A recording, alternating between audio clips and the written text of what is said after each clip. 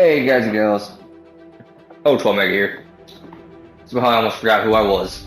But we will be starting Torment Tides of Numenera. Now, do I know what Numenera is? No, I don't actually remember at all. All I know is this game was actually fairly complicated. So we'll go from there, pretty much. Will it be male or female? We'll play female in this. Why not? Your mind wakes in darkness. Never mind, talks. Aching cold sets into an unfamiliar body. A distant howling surrounds you, louder with each passing second. Insistent and invisible hands slap and tear at the membrane that protects you. Your first emotion is an involuntary and formless panic. You feel you have forgotten something important, as if it once meant the world to you, but the details slip away as you grasp at them. Damn, I was hoping I should turn this up. You force your eyes open. Look at this body. Wait, you are wearing a form-fitting suit of some dark material. You recall that you were wearing something much more elaborate a short time ago. You have smooth, light brown skin, 5 fingers on each hand, 5 toes on each foot. Good muscles, strong but not bulky, and slim hips. Your palms are soft, as if they have not done much labor, but scars and burns on the hands and wrists suggest that you haven't always been careful. Why can't you remember this? Interesting. That's actually a really good description. Without warning, the cocoon that surrounds you shreds and tears away. You are falling. Above you, a small moon is slowly collapsing in on itself. The world is many kilometers below you. You are spinning too rapidly to get a good look. You can see a large landmass, a vast body of water directly below you. Trying to read what it said. But the detail eludes you. A deep black night is above you, its nocturnal clarity disappearing as the haze of atmosphere envelops you. So I'm above water. Wide flag to stabilize the fall. Spread your arms and legs, and they respond smoothly. A strange sensation, since you realize this body is new to you. The spinning and tumbling stops. The wind still howls past your new ears, a vast roar that deadens a part of your infant mind. Water springs unbidden to your eyes, the tears torn away by the wind. Through the haze of moisture, it is difficult to see. But if you focus your attention, you may be able to make out the detail that you can focus on it. You see that the large mass is clearly a gargantuan megacontinent. The only land of any size on this side of the world, at least. Great inland seas and lakes dot its enormity, and curiously, regular mountain ranges march up and down across its surface. You are falling toward what looks to be a great bay, a sprawling city perched on its shore just to the north. Further north and east lies a broad plain, scattered with curious structures visible even from this height. The northeastern part of your vision is a perfectly circular desert, a blue dot containing a watery city in its exact center. To the west lies a ring of mountains, surmounted by enormous carven peaks spewing magma into a central catch basin. What concerns you most right now is the ground. It's coming at you fast. Directly below you is a littered bay. You angle your arms and cup your hands, but the wind batters you and you lose control of your fall and begin to tumble again. You have no idea where you're aimed. A mass of colors surrounds you, and the sound of roaring wind diminishes noticeably, but it is not enough. And there is a sickening crack as you strike something, with a sudden surge of energy, and then darkness. Basically, we hit land.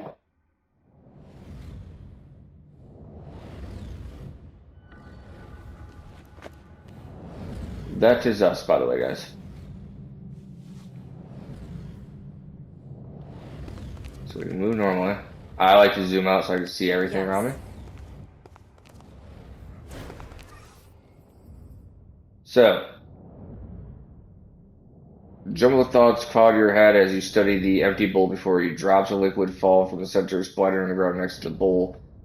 The light from every drop is reflected in the bowl's round hollow, as if it hungers for that light and needs to be filled, yet the bowl remains dry.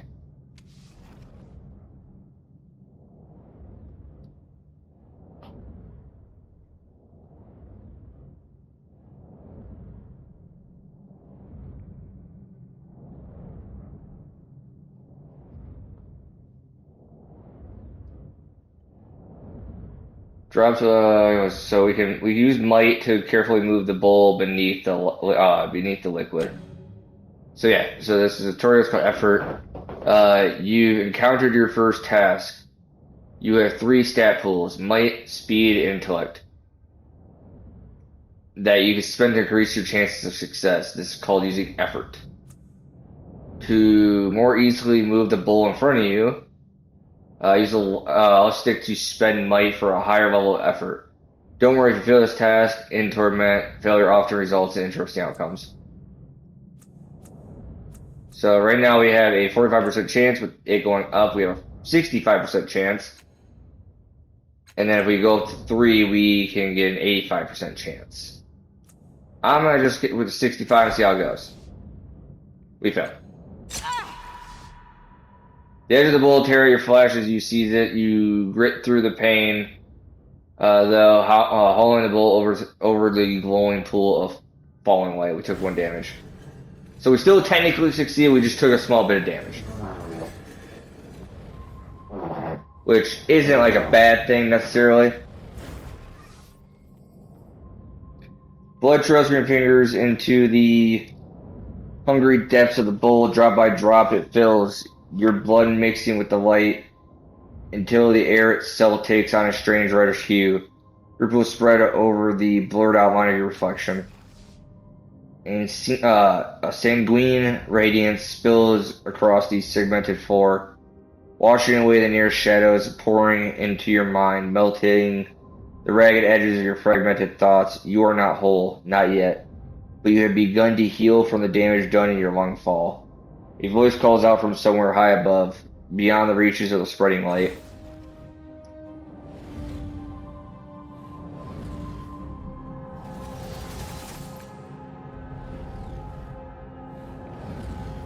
Okay.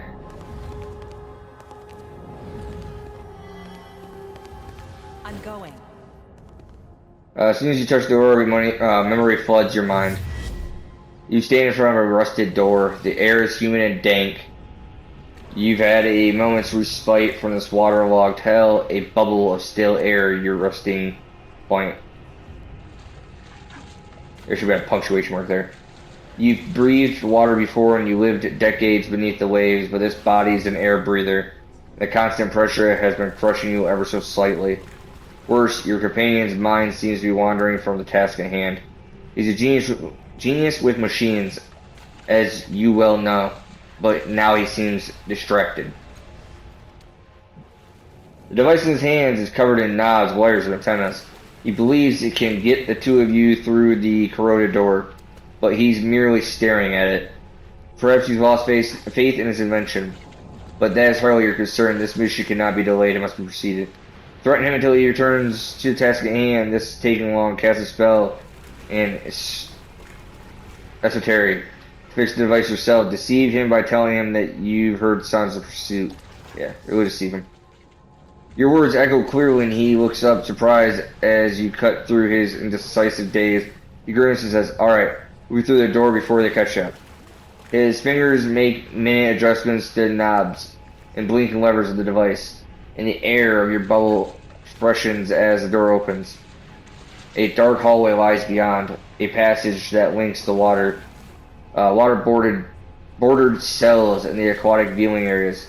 What you seek lies there. Moments later, you're underwater again. Your hands closing around a strange yet familiar artifact. You need it to complete something. It hovers above a pedestal, rotating in the dark.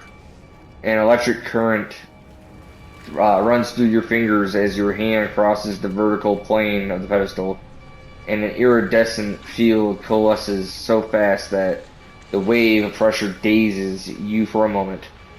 The rising pulse of a sonar alarm ripples through the water. The guards won't be far behind. Run, you can come back for it. They won't be able to protect it forever. Disable the sonar pulse. Use the device to stop them. Disable the sonar pulse. You focus on the cloudy base of the pedestal. Your fingers instinctively find the control panel. For the jeweled force field, almost as if you had built it in the first place. You move it, casting it to the side, and you reach inside to deactivate the crystals that power both the pulse and the pedestal. As you remove them, a scaly hand falls on your shoulder. Your head whips around, you see only the inky blackness of a just seeing an eye scene. The memory begins to fade as if you were being drawn backward through a tunnel and you hear more pylons rising from the pit. Something is wrong. The events within the orb have settled into.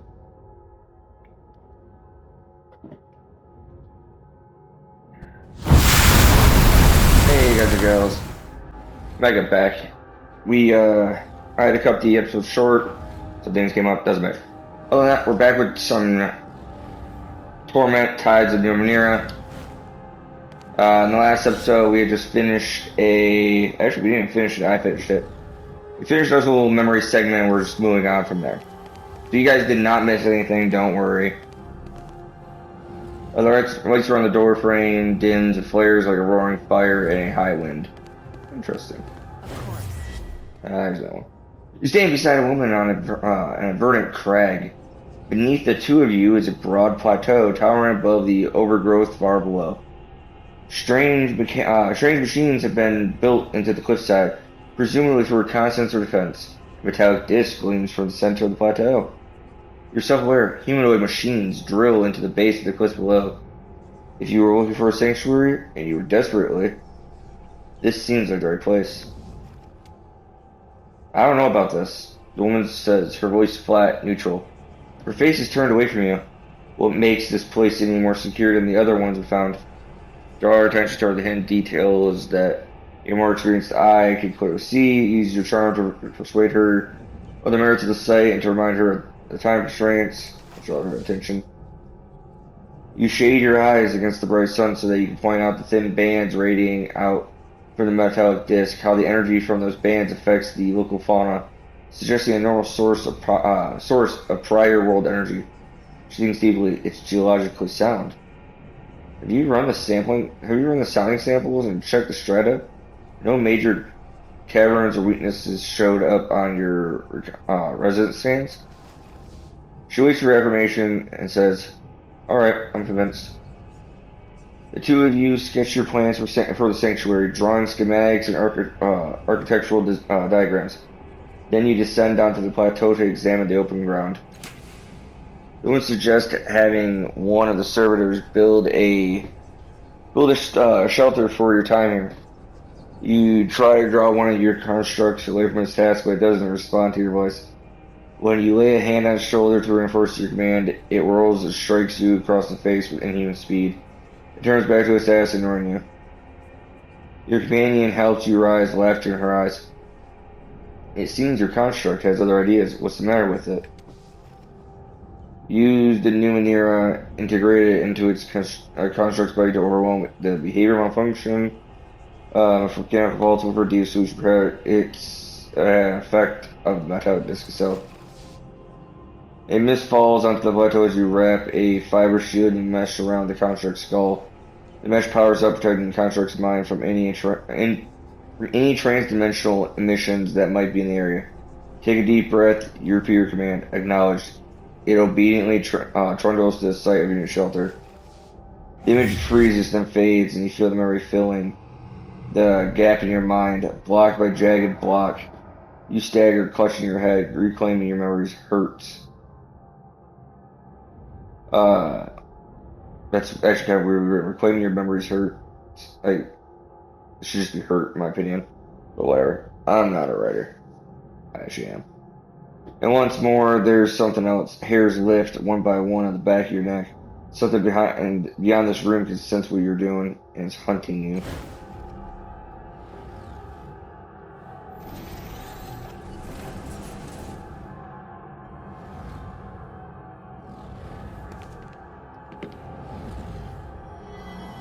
No signs of symbols tell you what might be behind this normal story. Dull chill radiates from its bronzed, segmented surface, and a thick metal wheel seems frozen. Jesus Christ. I want to say will. For some reason. A vision of a city springs up around you, and your city, in flames and under attack. Her defenders have fought and died all day, and still the attackers keep coming. They fight as if your destruction were demanded of them. They care nothing for mercy, surrender, or plunder. What they want is blood. But you have brought a keen-eyed companion to the top of the tower. She has seen the way to stop the invaders. You need to get her to safety and need to rally your defenders. But even as you turn toward the door of the tower, two of the attackers descend from a hovering machine.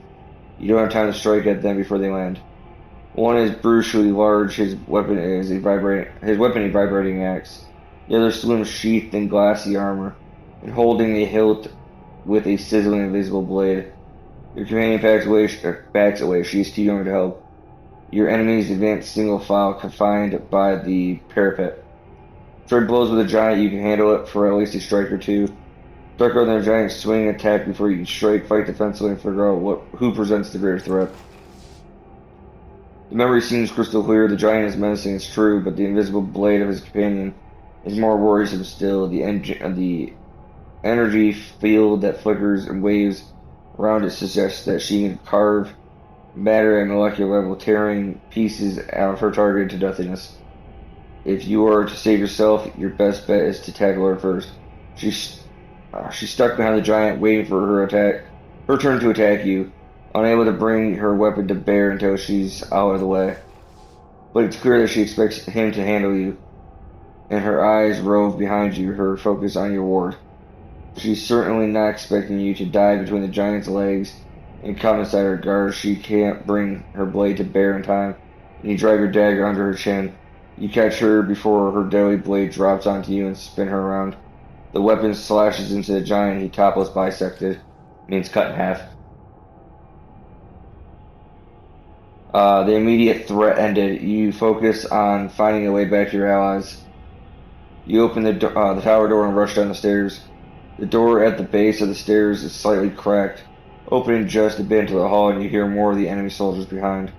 Hurl yourself against the door and knock them to the ground, crack the door, and sneak past, charge through, counting on your defenses to protect you.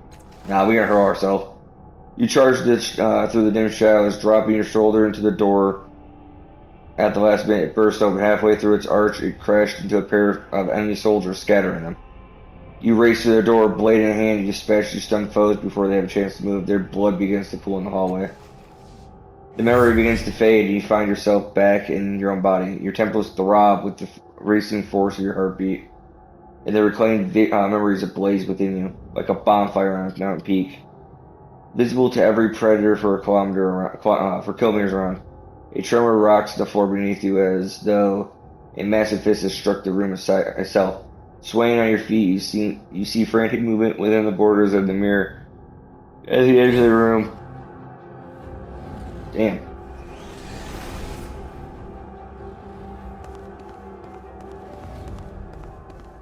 Yes, now. The border of this mirror is lavishly decorated with a dizzying number of interlocked symbols, daggers, masks, paintbrushes, amulets, and more. But that's nothing compared to what you see in the glass. You see a vast crowd of people, exact doppelgangers of you, shoving, arguing with, and fighting each other.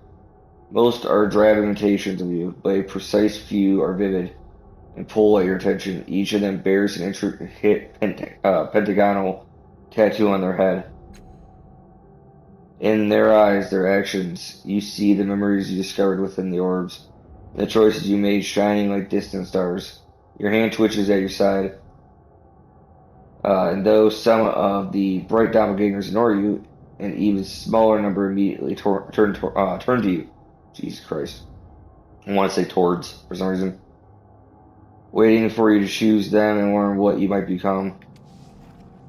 A rumble shakes the room and a slow vibration spreads from the darkness below, rippling toward the ceiling. Point at the doppelganger with the clever eyes.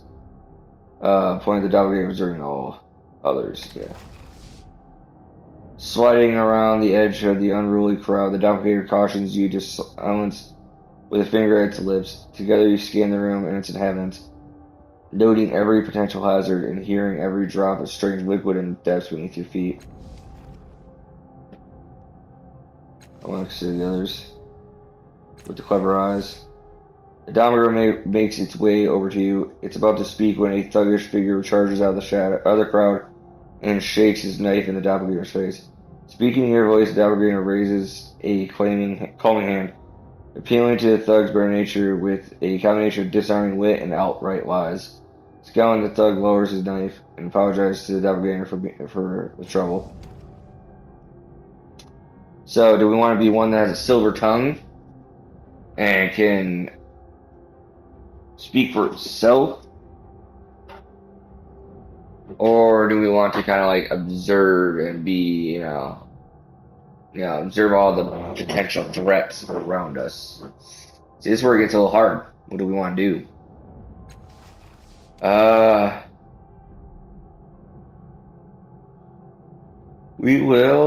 We'll observe everything.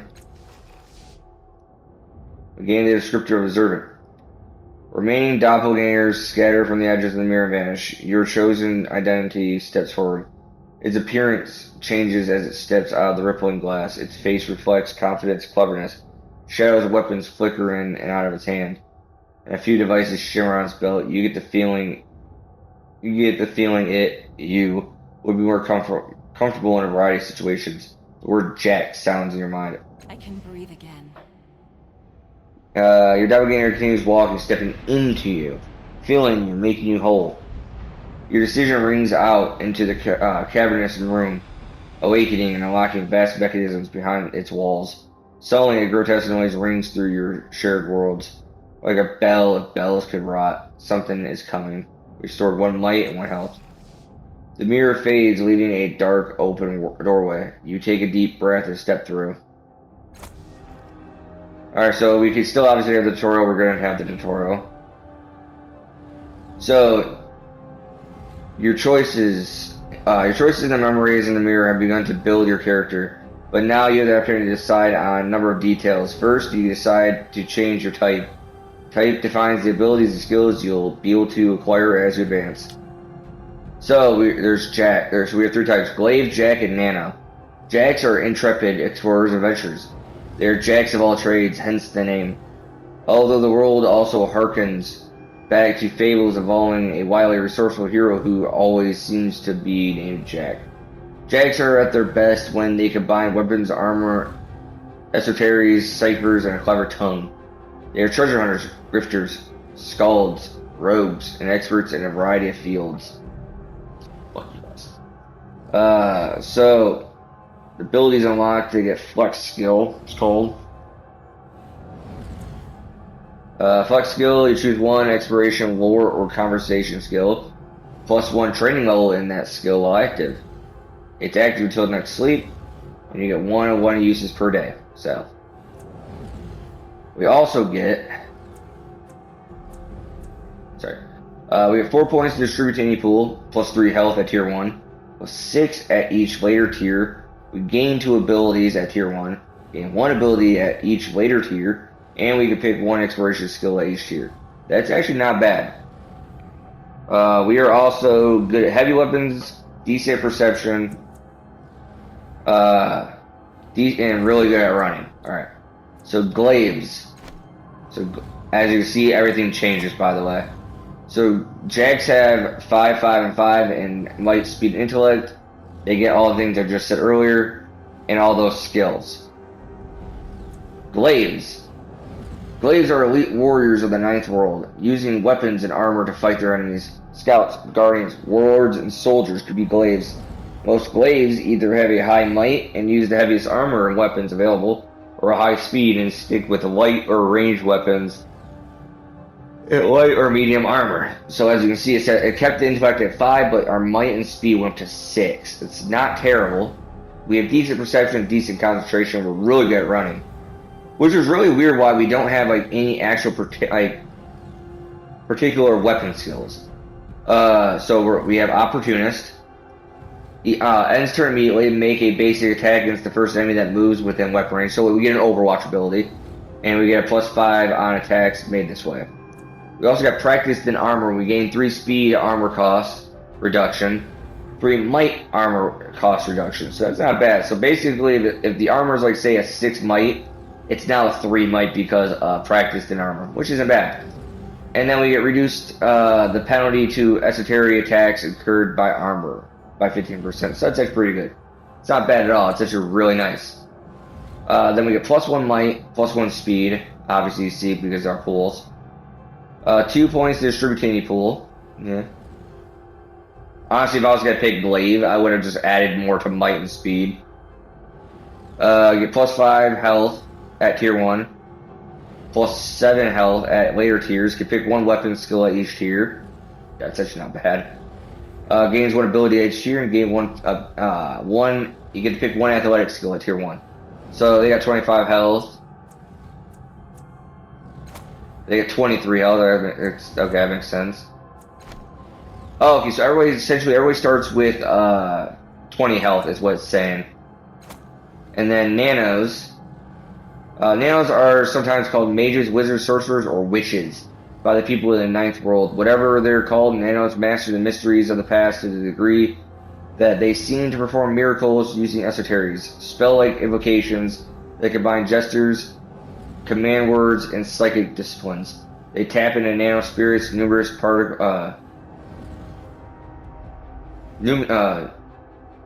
numinous particles that suffice the landscape to alter reality or learn things that couldn't otherwise know.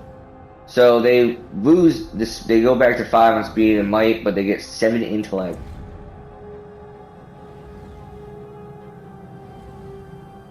Oh, they have an inability of heavy weapons. Okay, that makes sense.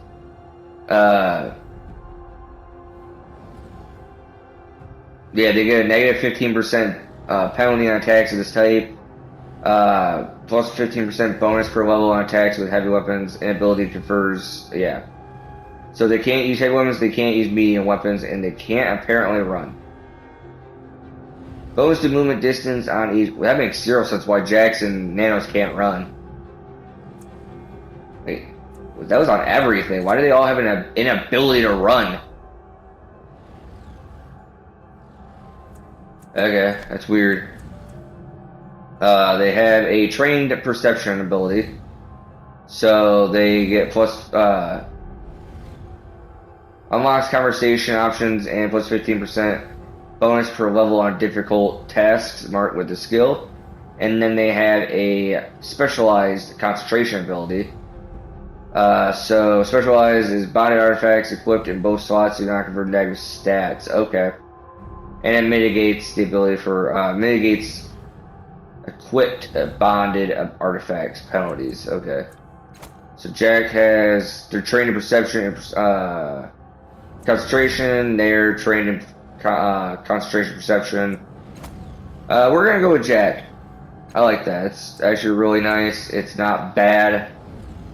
Meets everything that way. The only shitty part is like the running and the heavy weapons, but other than that, they're balanced. That's essentially what they are. They're just balanced. They're not like glaive are specialized in combat, nanos are specialized in magic, Jacks are kind of the better of two worlds. These also the nanos also have a lot of like what's the word I'm looking for here? They have a lot of negatives when you think about it. They also don't get a whole lot of features. They get plus 5 health each tier after first. They get plus 2 of the intellect pool, 2 points to distribute to any pool, so I can kind of make them more balanced if I want to. And then gains 2 abilities at each tier. Can pick 1 war skill. So we're gonna go with Jax. So character creation stat pools are the resources you use to apply effort or inactive abilities. Okay. You can distribute points as you see fit. Glaives tend to favor might and or speed, while nanos favor intellect. Jacks usually benefit from about set pools. So what did they say? We get 4 points distributed in any pool. Does that mean we can... Okay, we cannot do that. So we get 4 points. Boom, boom, boom. And then there's also evasion. This does health. And this is intellect. I'm going to put a little bit more towards intellect because you can talk your way out of a lot of things. So now we have 2 points for this. We can get trained without armor. So we get 10% to evasion, 10% to willpower when wearing no armor or light armor. That's actually not bad.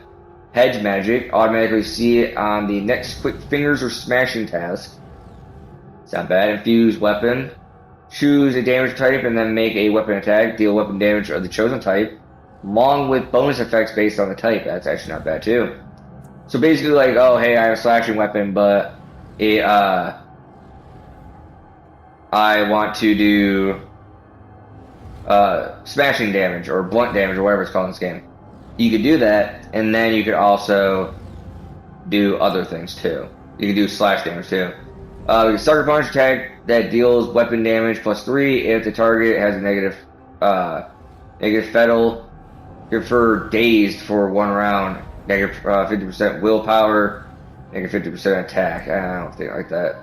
Game +3 armor. That's actually, again, this ain't bad either. I'm gonna do trained without armor, so I'll do mostly light armor, and then we will do infuse. Most skills increase your chance of success on specific kinds of actions and tasks, but some give other passive bonuses. Each skill starts at the novice level and can be increased to trained and specialized, granting greater bonuses at each level. Descriptors often leave some skills at the inability level, meaning they inflict penalties. When upgraded, these return to novices. So we have perception, we have running. Unfortunately, we have, like, we're slower move. How many points do we have? That's my greatest question.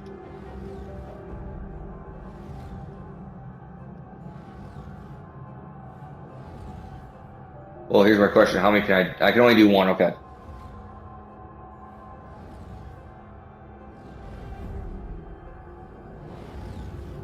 So, quick fingers, 5 motor skills and ability to manipulate items, mystical, endurance is not a bad one either. We're gonna do quick fingers. Only glaives receive weapon skills. Yeah, that's fine. Oh, we can do observant. Oh, we can change what we want it to be. So rugged. Now we're just gonna keep what we have. You know, I like that. Is your last chance to change the last cast-offs character? Yes.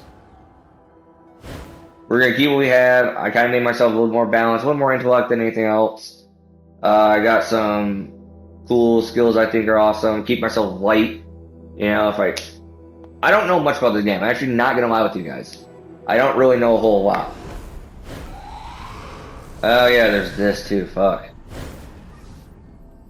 The Spectre, everything about this spectral figure seems dreamlike. He is a hazy silhouette who seems to be made of blue glass smoke.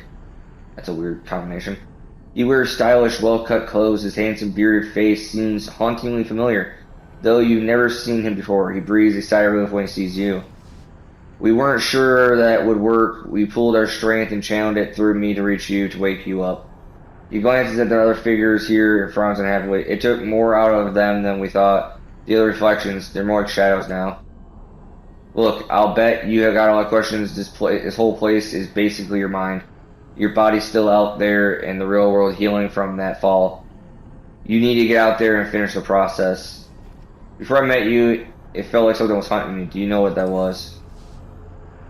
That's a memory I don't want to recall. Large, black, furious. Jesus Christ. It's our death. It's the sorrow. I hope it's lost interest in you. If it finds us, we're done for.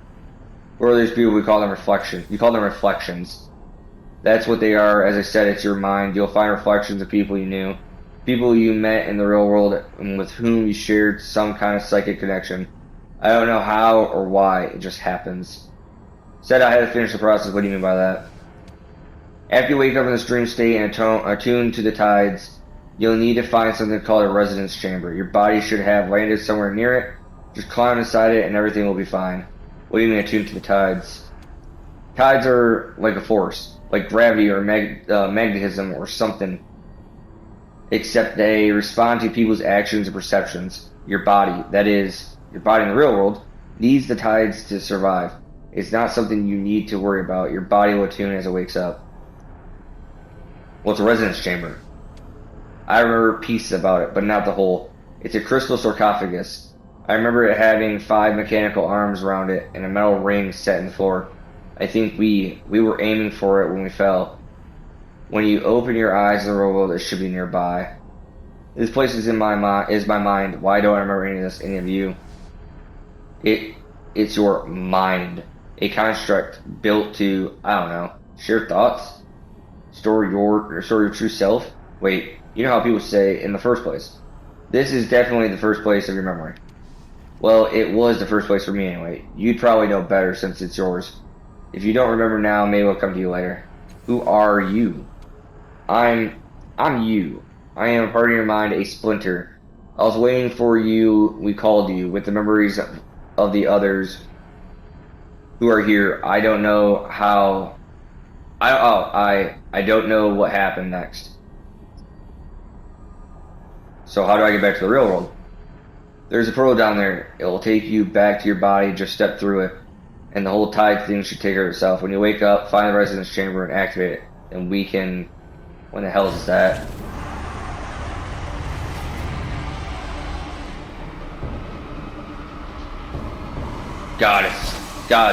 It's the sorrow. Sorrow is anchored to those reflections. It's devouring their power. We have to get rid of them, destroy its anchors, or else the sorrow will erase us forever. So we're in what they call a crisis. So a crisis begins when you enter into a dangerous situation. Crises are turn-based encounters where you can fight, sneak, manipulate the environment, or talk your way out of trouble. Each turn you can take one action to attack or activate ability. You also can make one move. That reflection near you, kill it. You'll loosen the sorrow's anchor. Use use left stick to move the reticle to the center of the screen, then press X to move the position. Effort can be applied to attacks to increase your chance to hit. As with other tasks, each level of effort increases your chances by 20% at the cost of 1 point from the stat pool. Unarmed attacks use speed, but other weapons and abilities may use might or intellect. So it depends on like what you're trying to go for.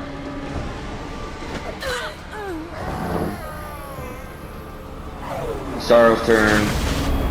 Ah, great. We have Sorrow. Well, it's escaping. It's going to hide inside your mind. Now run, get to the next one. I have the ability to run, I'll walk fast. You can sacrifice your action for a double move. So basically it's what's saying, like, hey, we have to dash. Go. Boom. Sorrow's turn. Playing on another fragment.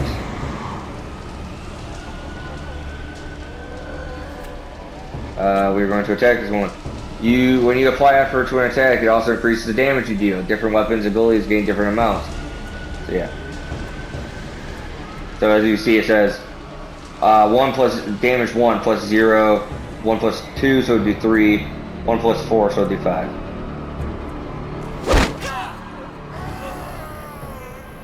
You've already used your action this turn. You need to wait until your next turn to deal with another reflection. You can move somewhere to spend your main move, but you can also. I'm gonna just move closer. Actually, it wants us to end the turn. Sorrow's infection. What's it doing? It's affecting it somehow. Fettles are temporary conditions or status effects that can be improved, like improve or reduce a character's stats. So essentially, yeah, they're a status effect. They're like blind, enfeebled, things of that nature. The Sorrow has just placed a fettle on the remaining reflection. You can't remove this fettle, but you may find a way to overcome it.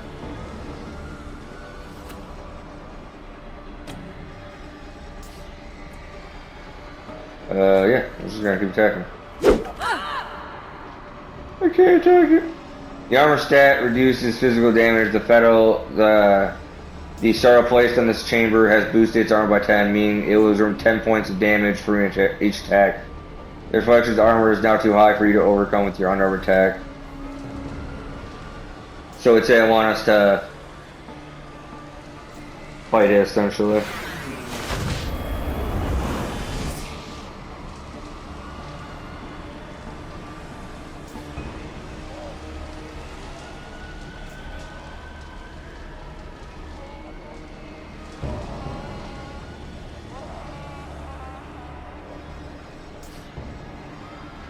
Alright, so we can pick up loot, apparently. I wanted to pick that up. Oh, I can't pick it up now or something? Or am I... Yes. I was gonna say, what the fuck? Was it because I was standing on top of it that it did that?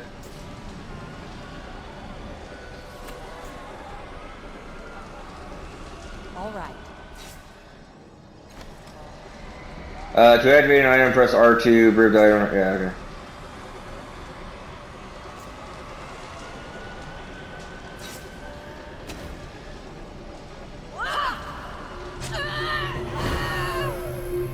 Gain 40 XP, nice. Now I think we gotta go fight those other things off. You pried it loose, that thing is a cancer and infection, it's unstoppable, you stopped it. That thing, the sorrow, it's been hunting you. It's what killed you in the first place. It'll keep hunting you until you activate the resonance chamber. I didn't remember until I saw it, but that's why the chamber is so important. You have to get back and activate the chamber before it's too late. The pearl to your body is that shimmering dome there. Go now.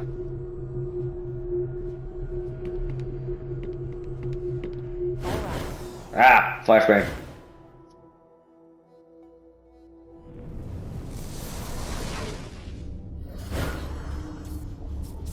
That's the resonance Where chamber. did she fall from? Her body's smashed to talk. It's a wonder she's still breathing. All I saw was the corona, not her origin point. But look, she's healing already. Spontaneous regeneration. I know that face.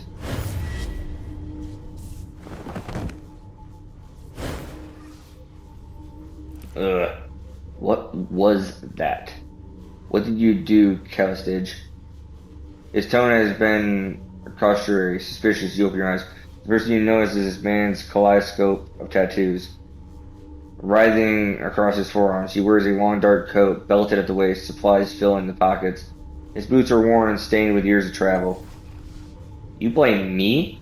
She emitted an internal physiological reaction in response to the fall. Probably related to the fantastic healing process. Obviously. Algernon. Oh, Algern.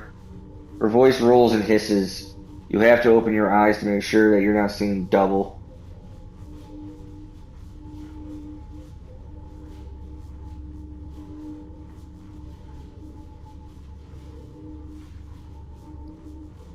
Sorry, give me 1 second.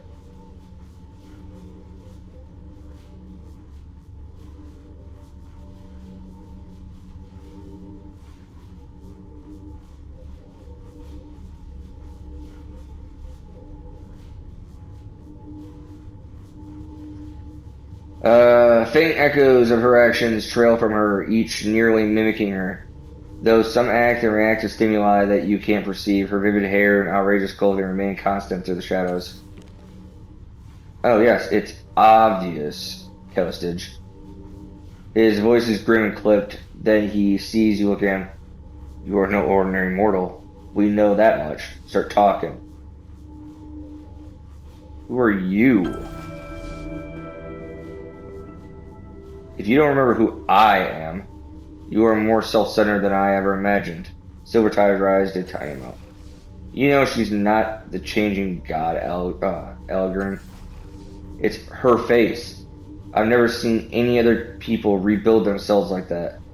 Only the changing god can have healed so quickly. Besides, he rubs his face trying to regain his composure. Maybe you could help me for a change. You know what this means to me. You are familiar with the word changing, Algern. It implies inconsistency. Thus, the changing god may well have changed. Several versions of her shrug and she addresses you. You'll have to forgive him. He believes you are someone he once knew.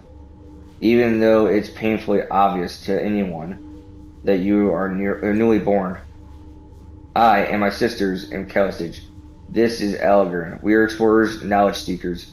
That's how we came to be in this room. If I'm not mistaken, you are what we call a cast-off. The changing god created you, body and mind. Your seer used your body for a time, then abandoned it for reasons of his own. When his mind departed for a new experience, you were born in this cast-off shell.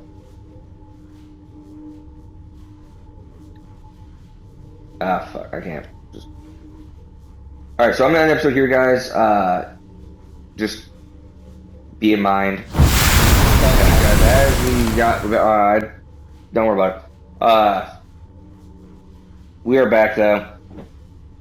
Says you are what we call cast off. Training guy. Training guy basically used our body, then cast us away. Are there other cast offs? Dozens, hundreds. Who could say your sire has been doing this for several centuries? Though, if all of them were born the way you claim to have been, it's a wonder any of them survive. Where what is his place? A sanctum of your sires. The common belief is he has several such places throughout the Ninth World, possibly other worlds as well. We were only just able to gain entry to this one because of your grand entrance. Who's the changing god? Ha! That's something coming from you.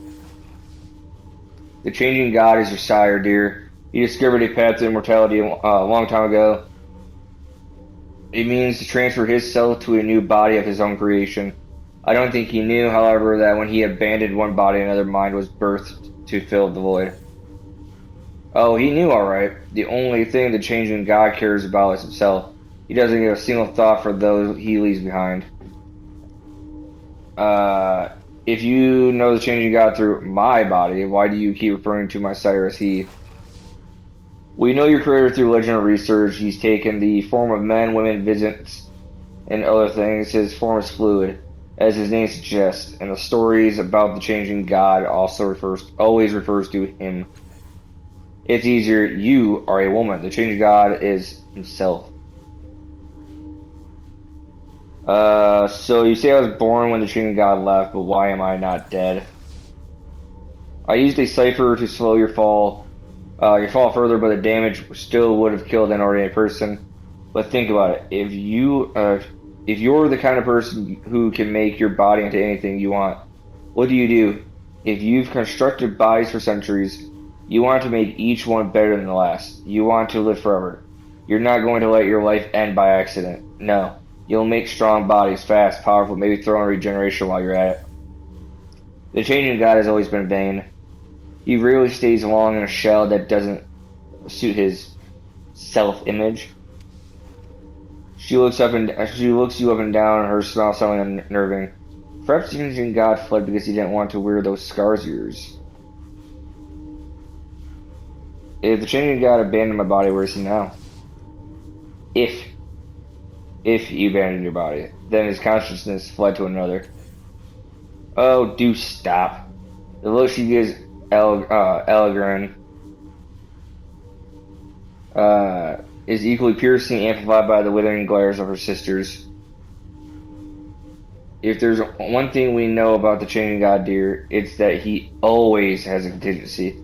This child was born here. The object of your obsession will have been reborn somewhere else. Are you sure this body's a cast-off? You mean aside from your miraculous reformation? For one thing, there's your tattoo. All cast-offs have one, though its purpose is beyond me. And then, of course, there's your delicious naivete.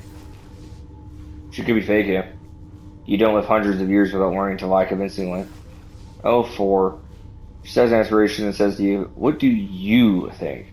Are you a newborn child, or are you a powerful immortal whom death has robbed of his memories? Fine, what do you think? I survived that fall and have skills and powers I don't recall learning. What if I am the changing god?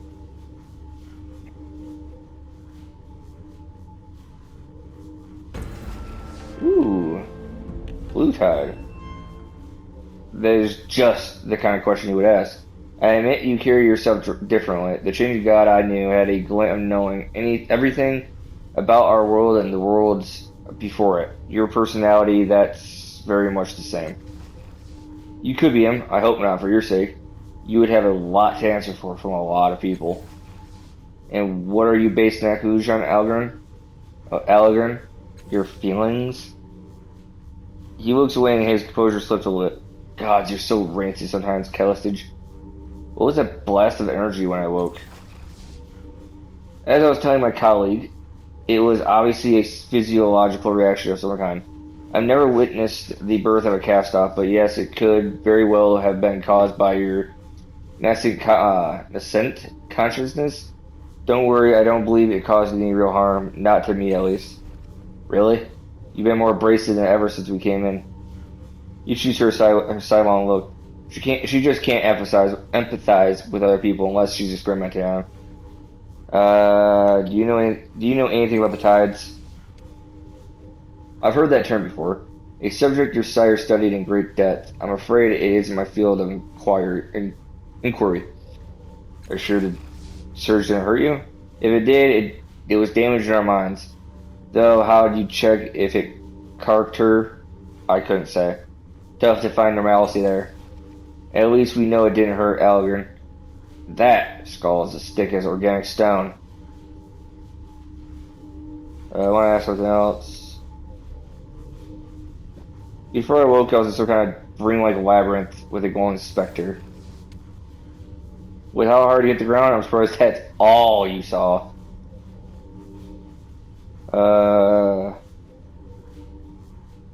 Why do you seem to hate the chain of God so much?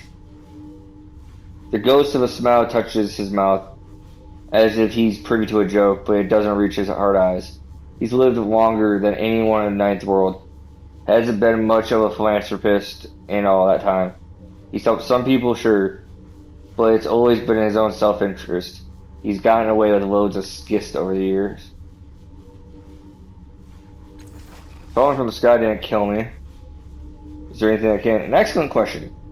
Having seen your regenerative abilities in action, I suspect they are primarily physical, a regrowth. If that's the case, you'd be unable to survive most varieties of psychic or molecular decomposition, disintegration, conflagration, and so forth. Degenerative diseases could pose a problem, and I know of several entities capable of psychic destruction. As you spoke, a vision flashes into your mind. It's not yours, exactly. Somehow, you know this is a member of the Chain of Gods. You are in a dark room, lit by a myriad of blinking lights and holograms from the many machines surrounding you. What about a body that could withstand the Sorrow's attacks? Says a voice. It seems to be coming from one of the machines. No, you reply. The thing has no respect for any barriers of any kind. Physical, temporal, psychic. This is the only way. With a series of gestures, you bring up an image of a crystalline pod. If the resonance chamber works, it will give us the powers to stop the Sorrow hunt once and for all. We just need the right focal point, a catalyst. Memory phase, Kesselich is still talking. You realize that the device you saw in the memory is identical to the one behind you now. It looks just like the Spectre described it. Transparent sarcophagus inside a crystalline dome with mechanical arms arrayed around it on a metal ring. Unfortunately, the dome is shattered and the sarcophagus is cracked, and one of the arms is in pieces on the floor. Whatever its function, it clearly needs repair. Or flashing viruses, one presumes disfigurement by the iron wind would likewise be devastating enough too. I think she gets point, Kesselich. I saw a vision. I saw you stare into space while Kesselich graphically described all the ways you could die, but that's it. That's about it. I only noticed because I did the same thing.